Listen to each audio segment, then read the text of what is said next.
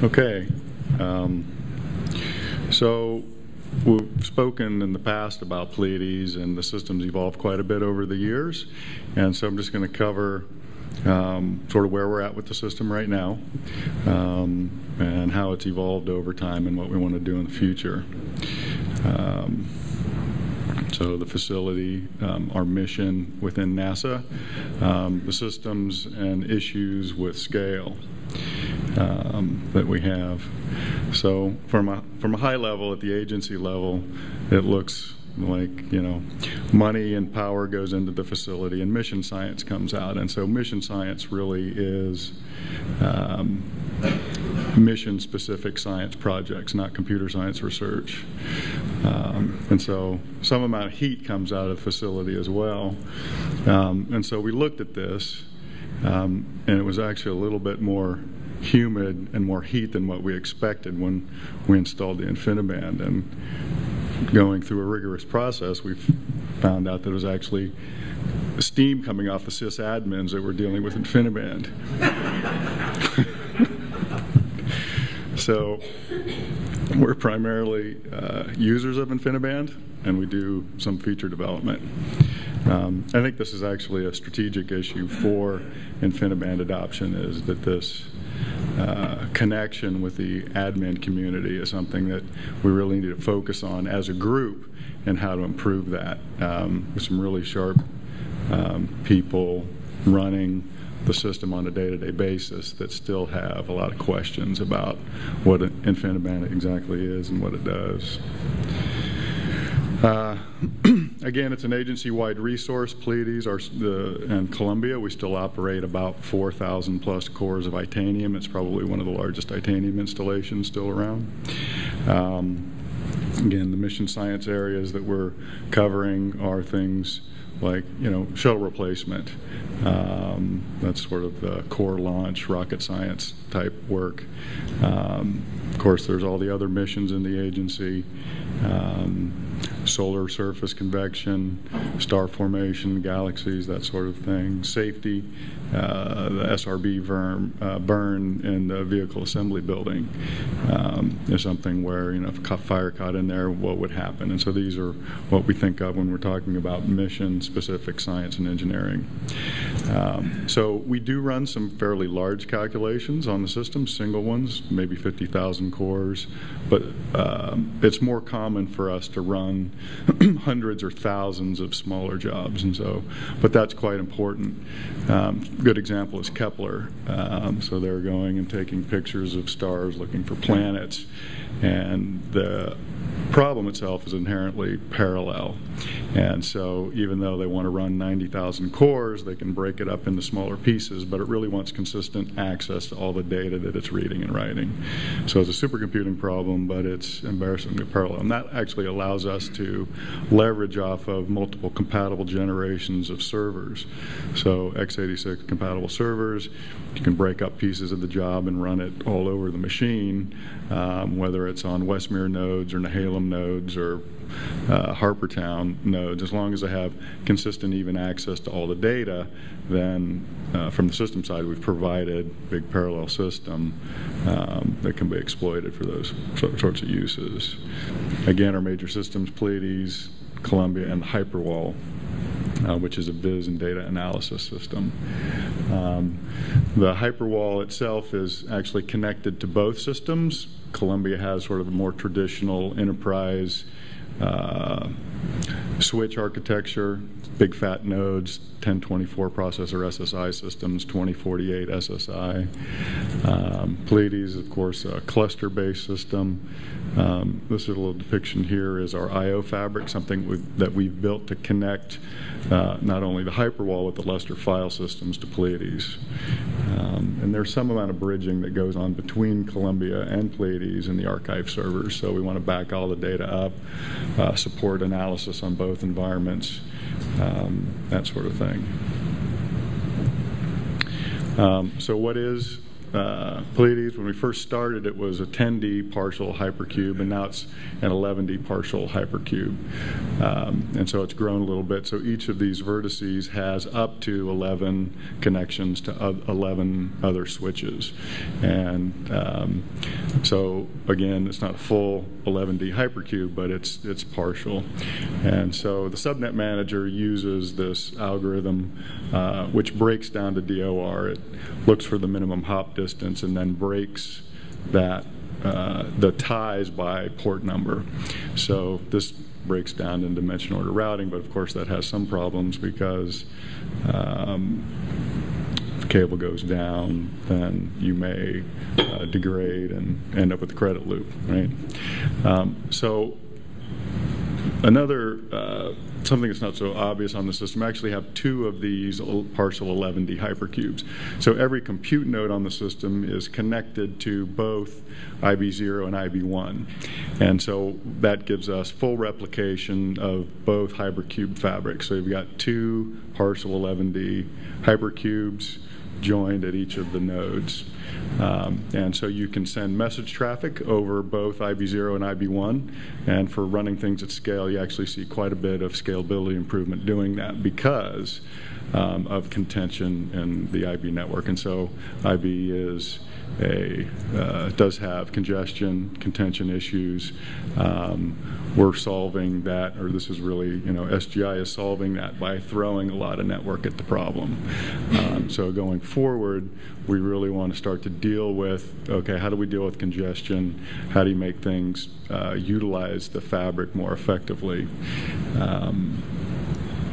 And so when I look at sort of the traffic loads out in the hypercube, they're actually fairly evenly distributed, so more evenly distributed than I suspected. But in any big system like this, you really want to get to the bottom of, okay, well, where is the contention? How can I potentially route around that? Or should I throw, more switches, more hardware at the problem? So one of the problems, the initial problems we had was, okay, well, you've got this big hypercube, you want to connect I/O to it, how are you going to do that? Well, we could connect it directly to the system, but that has some disadvantages, especially if we look at what we want to do 2-3 years in the future. And if you connect switches directly to the hypercube with the way that it calculates distance, what you'll end up doing is creating shortcuts in the hypercube. And when you create shortcuts, that breaks dimension order routing. You can end up with credit loops, and you're not actually taking the routes that you want. So what we did was to go in and change the weights of these edges effectively. And so if you're going within the hypercube, you'll use the routes that were associated with the hypercube independent of whether it had external switching or not. But if you're going to something out on this switch, then you use those routes. And so that's how we sort of massage the problem of using dimension order routing with the hypercube and connecting external switching. And so our intent is to hook up all these sorts of services on this external switch network. And that's basically what we did. And so when we first started presenting on it, it's conceptual design, how do we build an I/O fabric? Last year we were in the process of implementing it, so now we're fully utilizing it. And so what we have down at the bottom here is the hyperwall system. It's connected to this complex of 9 switches that are organized in a 2D torus. There's 160 compute nodes basically, with 120 of them have graphics cards in them and display, so it's a big vis wall. From these switches actually live in the first floor of the facility, and we run cables upstairs to connect to the hypercube, 32 cables. We're going to increase that number. Right now they're DDR connections, and we're going to add QDR connections going from the wall upstairs. The upstairs torus, which I refer to by rack 999, sort of tells me where the location of those switches are. We have 125 connections. It's a mix of DDR and QDR that go out in sort of a a way to spread the traffic out over the entire hypercube. And so per Lustre file server coming off of these upper Taurus switches, we have 9 connections. So there's 8 OSSs and an MDS. So each of the upper switches here, this might be, OSS1, OSS2, OSS3, and down in the quarter MDS.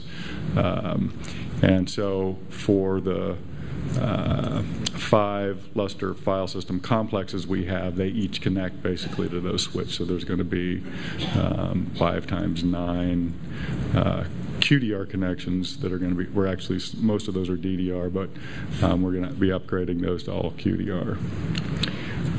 And so the target Lustre file system configuration, and so we're upgrading some of our DDN 9900s to SFAs, actually all of them. So we'll have 10 of these SFA controllers built, configured in a manner like this. So you'll be failing multipath within the controller interface because the mirroring now works. These are going to be failed over through multipath on a single OSS. So we're not failing over OSSs yet, but we'll at least have back-end fail for the controllers on the storage system. And so this also shows you OSS1 connecting to that switch, OSS1, so there's going to be 5 of these basically connecting into OSS switch 1. And then we have an additional port that's unused on all of the Lustre server components. And that's actually going to go out to our 2nd generation I/O fabric, something that we're working on a design right now for. And I want to do something a little bit different with this. And so there's some new things coming out in Infiniband land that may allow us to do more sensible things in terms of how to merge functions, how do you get storage from your I/O complex to your supercomputer to your archive, and not have them have to be on the same subnet, because it's one big subnet, right? You got one subnet manager for each of the IB fabrics. So what is Pleiades' current configuration? It's 10,880 compute nodes, right? So 21,000 sockets or 100,000 cores. We have the Viz nodes. It's a mix of systems. The Infiniband is for the back end. The Infiniband that goes to the RAID systems is actually on a dedicated back-end network. Their direct connect will probably convert that to a SAN at some point. And so what do you see on every node of the system? Well, you see 5 NFS servers that are mounted and 7 Lustre file systems. And so that's on every compute node. And what we're going towards is an environment where we can actually provision file systems on compute nodes dynamically with an operating system. So this is a cloud-like feature. Virtualization may be something we try to do down the road for various reasons, but really there's the performance issues that we have associated with that, so it's not interesting to us at this point. But we can play games then with scheduling. So if we want to take a particular file system down for maintenance, we can still use the compute node for all of the other work on the system. And so this allows us to utilize the compute nodes where certain I/O server pieces can be down. And so what that does is push our utilization way up. Even though you may have some users that don't have access to the system for a while, they can typically make that up through scheduling share later on. Where does Pleiades sit on the top 500? Well, it's currently number 11, but this is, I think of performance and power of the system based on something called spec FP base rate. And so that's a workload of scientific and engineering codes that, well, and some integer codes in there too, but the FP piece gives a more accurate representation of our scientific workload. And so if we would add up the power of all of the processors that are in Pleiades proper, it comes out to about 1.5 million units of spec, which is how many 2-core 300 megahertz UltraSpark 2s are in the system. And so Jaguar still, in my opinion, #1 system. This looking at it this way eliminates Cell, GPU, Blue Gene, SX, anybody that hasn't submitted a spec FP performance number, because that's what we typically run. Lots of Fortran. If you can't compile millions of lines of Fortran and run it, you're not going to hit the majority of our user community. And so as far as mission science goes, it's going to be a difficult push to invest in that. So it's about fifth in the world in terms of sustained performance. So Infiniband specifics, it's a mix of all kinds of Mellanox equipment at this point, HCAs, switches, DDR, QDR, generations of HCA switches, 21,704 active host ports. And so actually I was talking to Dave earlier, that's larger than Jaguar in terms of the number of host port connections. And so it's a very large fabric. You've split these host ports over 2 fabrics, but it's clearly in the range of a very large scale system, as far as I'm aware of, the largest Infiniband system in the world. 2 major subnets, again, they have 10,000 endpoints, 2,700 switches, so that's either 24 port or 36 port switches, combination. The fabric itself merges, so we have hybrid cables that take you from a DDR switch to a QDR switch, lots of them on the 11th dimension of the hypercube. And so cable-wise, 12,379 cables. Percentage of bad cables is an integer greater than 1. So that's problem operationally, right? So the number of fails that we've had in deploying of the system, it's about 50 miles of cable. So our average cable length is about 7 meters. And that's about 1.5 million base counters on all those ports, and we really want to be able to pull those in. So when we first built Pleiades, started out 64 racks in 2008. And then we've added to it. So we added this 92 rack system, which is 5888 nodes, was sort of the first deployment. And it's the cabling for the hypercube is sort of indicated here on the left side. So these are 10D connections. What that means is each rack has 16 switches. Each of those switches is going to be having 16 cables over 10D connecting to that rack. So for all of the racks in the 10th dimension, so the 16 racks in that row are going to have 16 times 16 10D connections to the other row. And so that's how you're routing the Infiniband. So 92 racks in 2008, 112 in 2009. Those are the Halem racks. Then we added some Westmere racks, 144 racks, 156 racks. And so during this sequence, you can sort of see we're filling in holes. And that was, there was right there, it used to be another Columbia node. So we had to deinstall that, deinstall another Columbia node there, move some networking equipment. When we installed that, you're putting water in the floor. We just added these racks last Friday. And so one of the things we want to be able to do when we're adding this equipment is to not take the rest of the system down. So come up with some techniques to do that so we can run our workload and grow the system, cable it up, and not have to take an outage to do that. Coming up in a little bit, these other 2 small racks in here actually be GPU enabled. So that's going to be 64 nodes of GPUs. They'll be the latest and greatest NVIDIA. I don't know, they may be announced or not announced, but there's a new thing coming out. We're going to get 64 of those for experimentation. I think our graphics team, the Viz guy, says the killer app for GPU is Viz. And so there's a lot of post-processing for Viz that's done.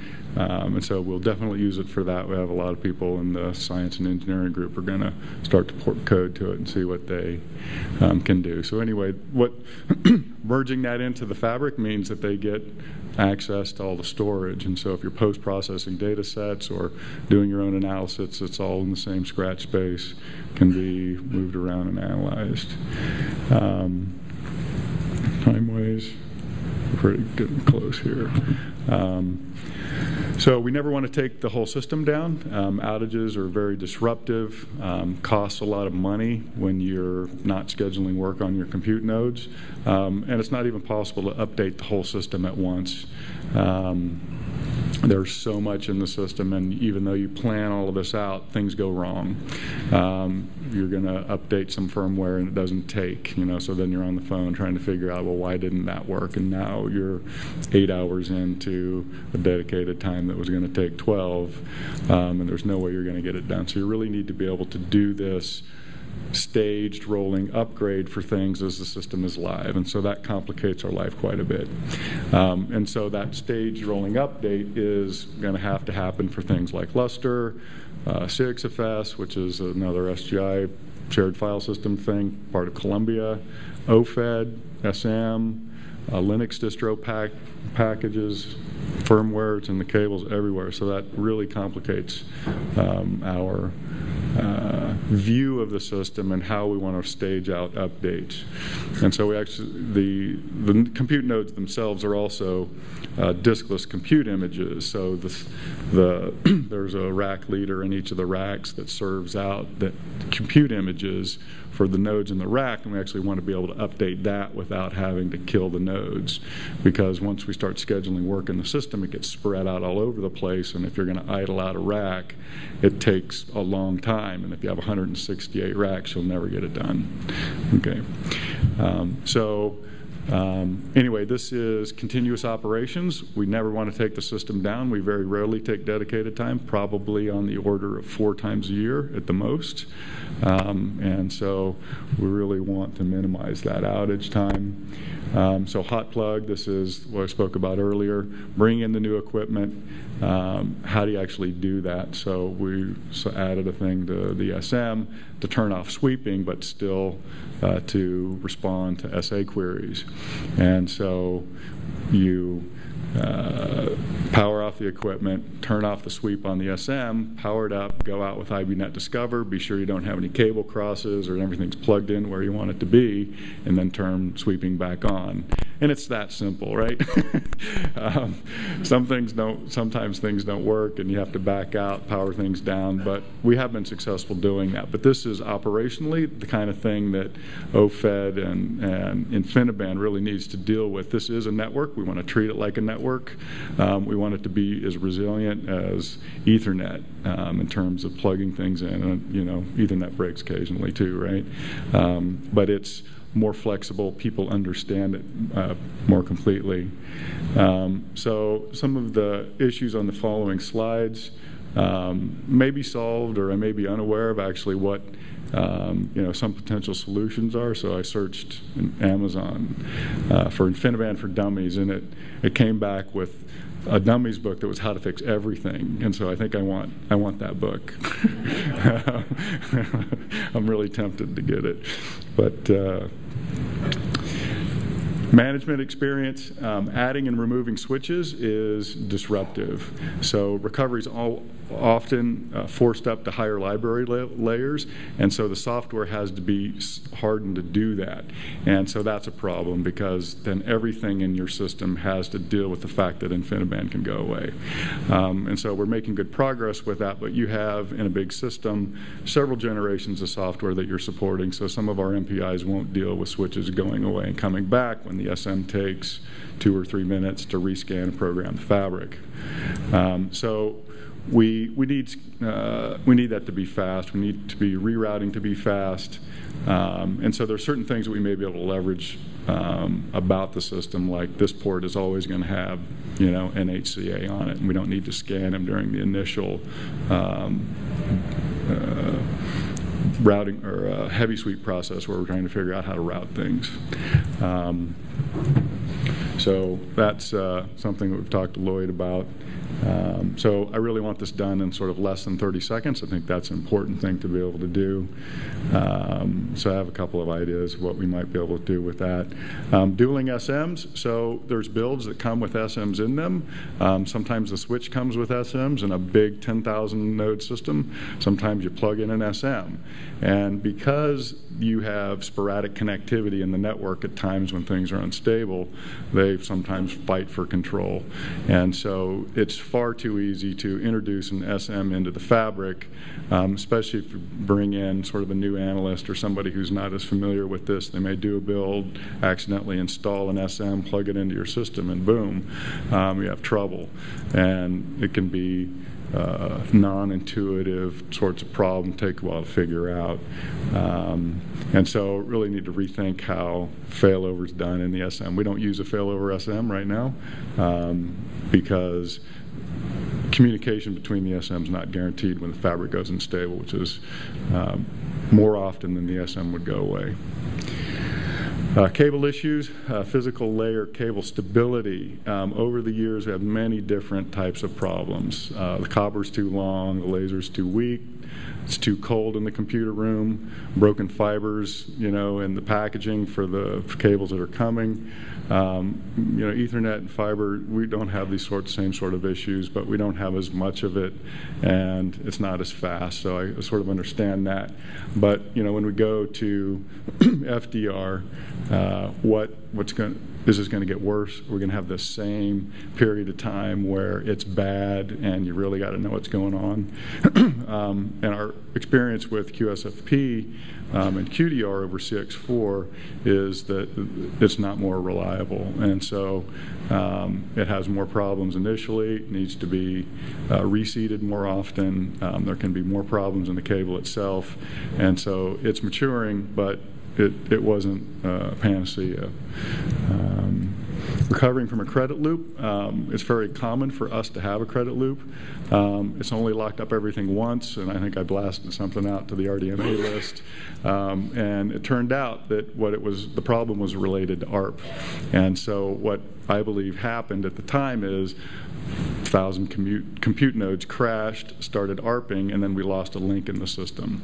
And so we wanted to scan and reprogram the fabric, and that never completed because ARP has some sort of interaction with VL15 traffic that knocks down switches and HCAs. And so the hint here is that you don't need IP over IP, and this has to do with IP over IP multicast subscription. So you don't need that for the SM nodes or the switches, and that you should really turn that off. So down the interfaces on your SM node on these large clusters. And so that sort of information is the sort of thing we want to be sure that we get that large-scale experience out. DDR switches drop real 15 traffic like crazy, and so you really have to be careful. They're much more sensitive to being failed to be programmed than the newer switches are, and so that can really cause some havoc. If you turn up your outstanding SMPs very high, you can actually knock them over and drop all the links in the switches. We've seen that happen, which is really odd behavior. Human interface, it's confusing. Really need to put real human names on things, and mapping and the node names maps is in the right direction, and we use that heavily. Parallelism, really needs some parallelism in the system, 10,000 nodes, 100,000 nodes. When we do sequential processes for SA queries or SM scans, it just takes too long. And so especially if you have thousands of nodes that crash, if you're timing out SM traffic to get to those nodes, you'll never get the scan done. And so we've seen that. And placing them on the light sample list is helpful, but it's not a long-term solution. And there's a patch we pulled in to deal with this, but I couldn't convince myself. We tested it that it would actually solve our problem. So go a little bit quickly. This is a counter polling mechanism, so dump all switch counters. So this is something I think is an example of parallelism. So we'll go out and I hit all rack leads, 168 of them in parallel, and so I can pull back all the counters and print it out in this format, do that in, this is time down here about 1.1 seconds.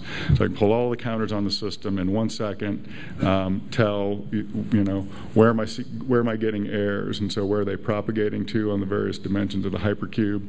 I have another program to actually go in here and say, okay, well, what's on the other side of that, error there? So give me a human readable name. And so those are the sorts of things that you really want to have, and I can pull up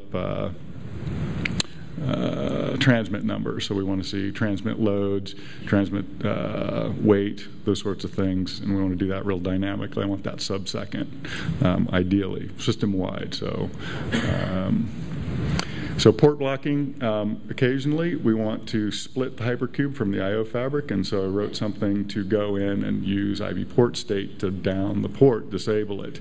And so that's a little bit complicated because it really has to use direct addressing.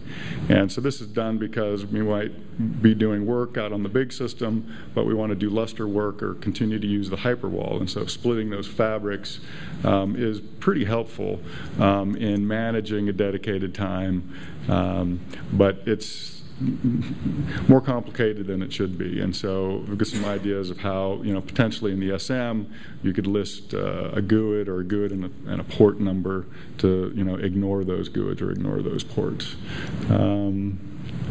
IB failures to appear in syslog, just normal places you might log errors. Some of our MPIs do this. We want more things to do that so we can track down problems or user. And the knowledge base wiki. Resistance in the admin community. The admins are tremendously resistant for Infiniband. It's confusing to them. And that means risk, especially if they have to solve the problem. Routing, these sorts of big IB networks have features. We're working some of these areas. Replace fiber channel. I'd like to use all my old DDR equipment and use it for storage-based SAN or archive builds later. And so when we start talking to the admins about it, they're, no, I know fiber channel. It's much more, understandable. But from a cost point of view, I really want to reuse all this IB gear, deploy it into our archives, and upgrade the supercomputer because our refresh cycles are pretty fast these days. Infiniband Arcane. 2x scale blockers, let alone 1,000 exascale. So if just twice as big as what we are today, what's not going to work? Link fail and rescans is almost broken today. So discovering the fabric, reprogramming it is a little bit risky, and that needs to be really solid and fast. Queries, congestion.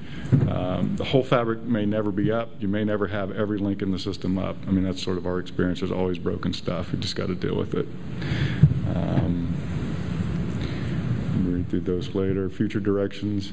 I think, as a mainly production site, we haven't participated in OFA enough. I think we want to continue to work with the group and expand our participation. And these are sort of some of the things that we're going to be working on in the future. And so, any questions or? 100 gigabytes a second to the file system, is that aggregate over all 5, or is that to just one of the 5? Well, so each of the SFA controllers is about 10 gigabytes a second, or 9 is what we measured. So we're going to have 10 of those. So that's just the sustained traffic bandwidth to the back-end disk system. And so we've measured that 9 gigabyte number going to the hyperwall from the I/O fabric because we've got the first prototype version of that. So I expect to be able to drive 100 gigabytes a second on that, and that's one of the motivations for redesigning the I/O fabric because we've got some contention up there, and it's just going to get worse, doubling everything that's back there. Can you talk a little bit about what you saw when the VL15 drops happened? You said you saw odd behavior when you saw a lot of VL15 drops. Well, basically, the SM can't program anything at that point, and so when you start dropping VL15 traffic everywhere, then I think there may be some bugs in the SM on assumptions of what gets out. It tracks some of it, and you see some of the errors, but a lot of times you'll see inability to configure the fabric that may repeat over time. Certainly, you open yourself up to a credit loop when you've partially programmed the fabric. And then if the nodes continue to inject traffic, we actually had this happen once where only once where we had to power down all the nodes, right? So we've hit credit loops and ride through them. There's some mechanisms to deal with that, but they rely on being able to reprogram the fabric, which isn't as reliable as it needs to be. The reason I ask is because we were recently playing with the ARC timeout, because you want it to be long enough that you're not arcing all along that if the route has changed, part of the ARPing for ID gives you the path.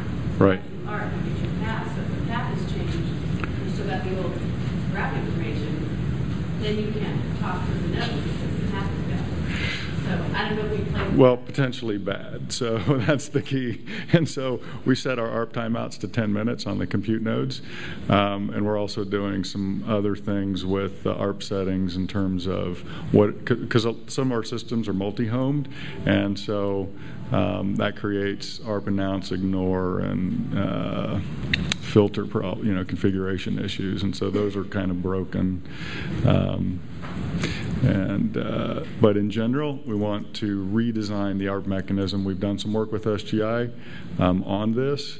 The current implementation relies on partitions, and I don't want to do that. So we're probably going to go and do something that's not fully compliant with the standards in order to get a hierarchical mechanism that is filtered locally and doesn't actually broadcast or multicast efficiently everywhere.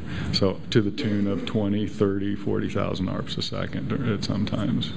Yeah. Before you do the last thing, could you pose that as a problem to people so that if it's not a standard, then maybe if it solves a problem, we need to make it a standard. Right. Because anything that solves problems is a good thing, and I would like to see if there's a way we can make it a standard, because at the scale you're talking about, a lot of people will be getting there, and I would prefer to see it a standard early on, and if the standard that exists now is bad, don't use it. Okay, that's great input. We'll definitely do that. Are you going to make some of your tools publicly available for following the errors and such? Yeah, I mean, we can share those sorts of things. I mean, these are sort of ugly shell scripts, and so it's more prototype code. And actually, yeah, there's a Python thing out that was recently released by Jason, and so we want to look at that. We want to make this a more robust system. So, yeah. Ugly is better than non-existent. And a lot of the things you've requested, we have requested for 5 years. You have the same problem we've requested for 5 years. That's one of my points about we have somewhat stagnated because we have not answered a lot of those questions. Well, these are hard problems too. I agree with you though that we need to make more progress. Problems are solved. Right. That's right. Okay. I have one more question. What do you provision for? OS wise? Yeah. SLES 11, and so in SLES 10, actually we've got a dynamic provisioning mechanism right now, so we can provision a node SLES 10 or SLES 11. We're going to be doing CentOS and or Scientific Linux, and we've looked at potentially doing other distros as well. And your provisioning is a homegrown thing? It ties into PBS, the PBS scheduler, and it has some architectural dependencies, but the intent is to make it dynamic and fast. And right now, if you re-provision a lot of nodes, they'll ARP, and that can cause a problem. So we're a little bit nervous about turning that facility on completely until we get the hierarchical ARP mechanism in place. Thank you.